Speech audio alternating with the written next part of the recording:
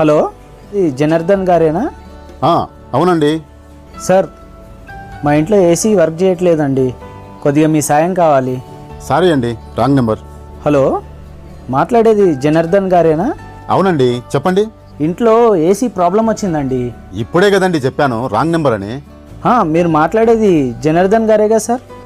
అవునండి, మాట్లాడేది జనార్దనే, కానీ ఇది ఏసీ రిపేరింగ్ షాప్ కాదండి. సార్ ఫోన్ పెట్టేయకండి సార్, నేను కాల్ చేసింది మీకే. ఇది రాంగ్ నెంబర్ కాదు సార్, ఇది మీరు టెక్ జనార్దన్ గారే కదా? అవునండి, నేను టెక్ జనార్దనే, కానీ మీ ఏసీకి ప్రాబ్లం వస్తే నాకు కాల్ చేస్తున్నారేంటండి?